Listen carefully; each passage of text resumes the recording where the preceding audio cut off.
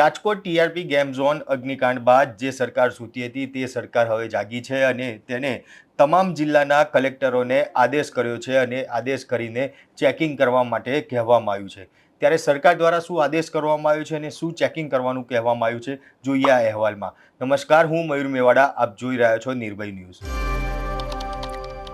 રાજ્ય સરકાર દ્વારા આજે એક મહત્વપૂર્ણ નિર્ણય લેવામાં આવ્યો અને તમામ જિલ્લાના કલેક્ટરો છે તેમને આદેશ કરવામાં આવ્યો છે કે તમામ જગ્યા જે જાહેર સ્થળો છે કે જ્યાં ભીડ ભેગી થતી હોય છે, સાથે જે સ્કૂલો છે, કોલેજો છે, તદુપરાંત જે ગેમિંગ ઝોન છે, મનોરંજનનું જે સાધન કે જે થિયેટરો છે, એ તમામ જગ્યાએ તમામ જિલ્લાના કલેક્ટરોને આદેશ કરવામાં આવ્યો છે કે ત્યાં ગાડી જઈ મામલતદાર, નાયબ મામલતદાર, પોલીસ અને ફાયર વિભાગ ભેગા મળીને ચેકિંગ કરે અને આ ચેકિંગમાં ખાસ ફાયર એનઓસી, બીયુ પરમિશન તમામ બાબતની ચેક કરવામાં આવે અને જો ફાયર એનઓસી તે લોકો સાથે ના હોય તો તેમની સામે ફરિયાદ કરવાના સુધીનો આદેશ કરવામાં આવ્યો છે। એટલે કે કહી શકાય કે આટલા વર્ષો સુધી જે ફાયર એનઓસી વગર અત્યાર સુધી તમામ વસ્તુઓ ધમધમતી હતી તેની ઉપર હવે સરકાર જાગી અને તબાહી લાવવાની વાત કરી રહી છે। અત્યાર સુધી સરકારને આ બાબતનો ખ્યાલ ના આવ્યો કે તમામ જગ્યાઓ ફાયર એનઓસી વગર ચાલી રહી છે અને જ્યારે આટલી મોટી ઘટના બની અને ત્યારબાદ હવે સરકાર જાગી છે અને તમામ જગ્યાએ ફાયર એનઓસીની જે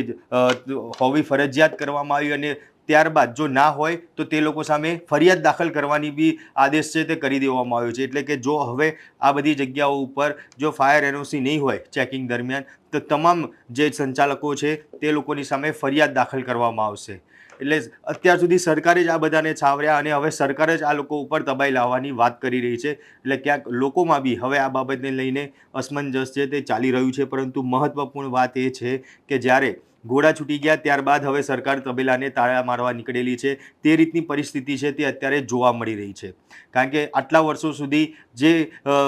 કહી શકાય અધ્ધરતાલ તમામ જગ્યાઓ ઉપર જે મનોરંજનના સાધનો ચાલી રહ્યા હતા, ગેમ ઝોન હોય કે થિયેટર હોય કે તમામ જગ્યા ઉપર કોઈ ફાયર એનઓસી ચેક કરવામાં નથી આવતી અને હવે તાત્કાલિક ધોરણે ત્યાં ફાયર એનઓસી ચેક કરવા માટે અધિકારીઓ જશે અને જો ફાયર એનઓસી નહીં મળે તો તે જગ્યાના માલિકની સામે ફરિયાદ છે તે દાખલ કરવામાં આવશે।